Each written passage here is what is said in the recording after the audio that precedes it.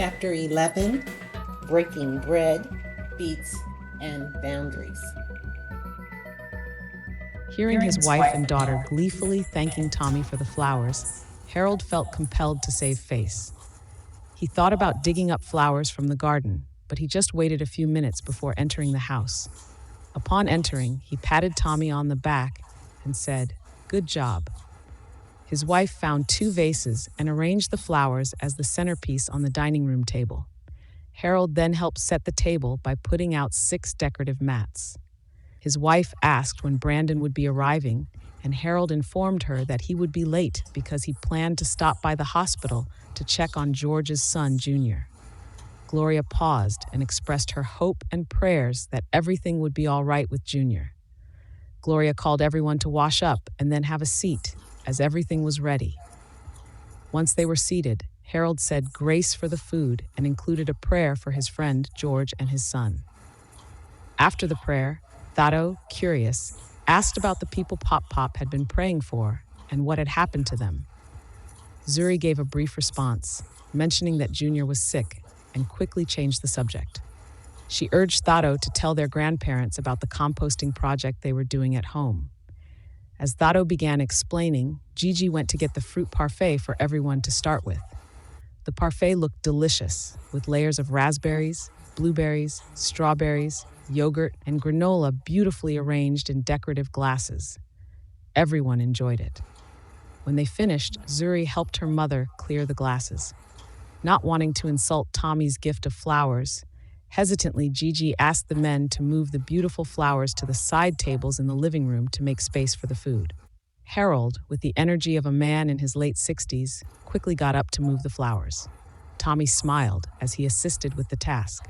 Gloria and her daughter brought out the dishes and set them on the table with serving utensils.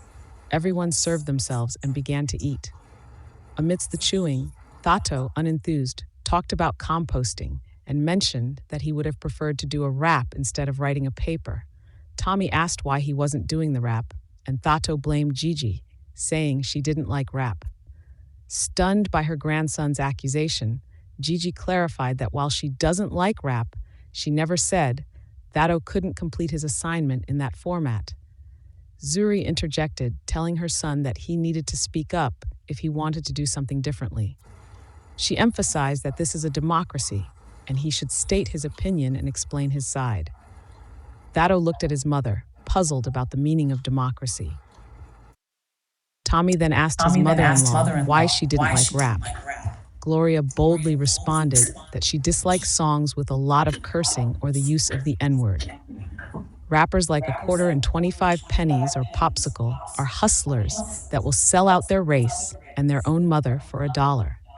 After thinking for a moment, she added that if Kirk Franklin is considered a rapper, she likes his music because he talks all up and through a song. This remark elicited a chuckle from Tommy. In the environment Tommy grew up in, cursing and the use of the N-word were normalized. To this day, Tommy still enjoys listening to some rap music. Harold chimed in, saying he understood the prevalence of cursing and the use of the N-word, but back in the day, there were gatekeepers controlling what type of music was heard. He believes these derogatory songs, emerging from the culture itself, contributed to the narrative that people in power wanted to convey to the masses, that these people were less than. Harold pointed out that all races have uninformed and ignorant individuals, but they are not displayed as prominently as gangster rappers, who in his view just showcase a lot of ignorance and self-centeredness. Breaking into song, he sang, "For the love of money, people don't care who they hurt or beat." Just then, the front door opened, and Brandon came in with some pies he had bought from a coworker who made them. He placed the pies on the island, washed his hands, and joined his family in the dining room. He hugged his mother and apologized for being late, greeting everyone as he made his way to the open seat. After fixing his plate, he got up to heat it in the microwave. When Brandon returned to the table, he was asked about Junior's condition. He looked at Thato, then his dad, and indicated there was no change. That sensed there was more to Junior being sick based on the overly careful discussions. He wanted to tell the adults he wasn't a 3-year-old, and proudly thought of the hair he noticed growing above his lip yesterday.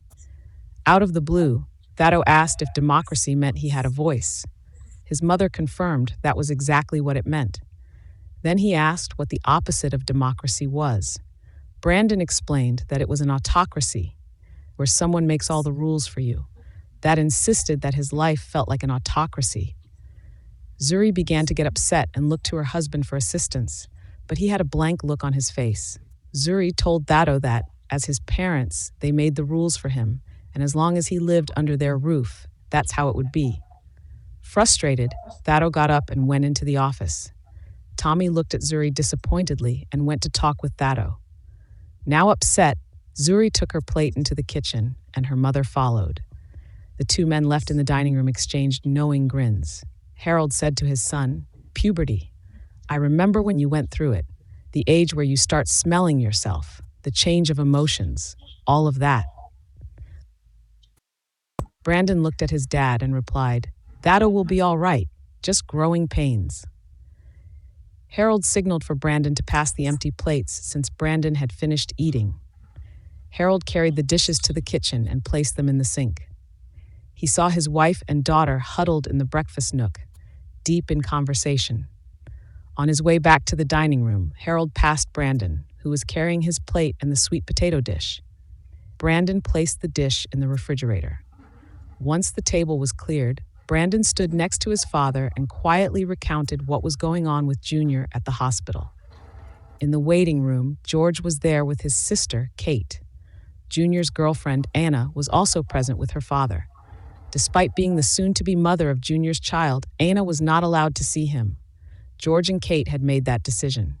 Kate was not a fan of Anna. Junior had always been close to his Aunt Kate, who helped raise him after his mother got sick and eventually passed away.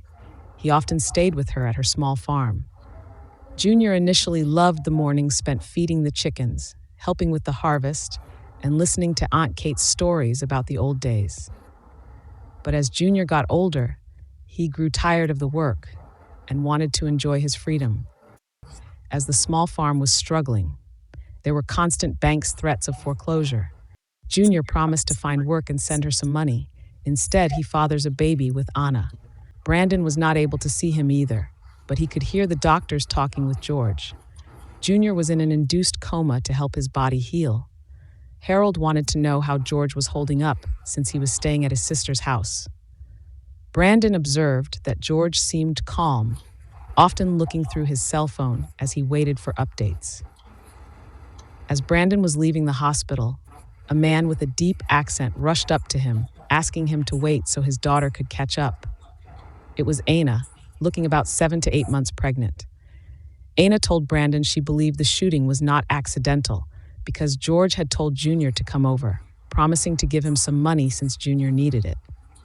Brandon had known George for a long time and had only met Anna briefly a few days ago. He didn't believe her. He told her to pray for Junior to get better and then left. Do you think Thato is old enough to understand the circumstances surrounding Junior's hospitalization? In the comments below, let us know your thoughts. Please subscribe, like, and share. Thank you.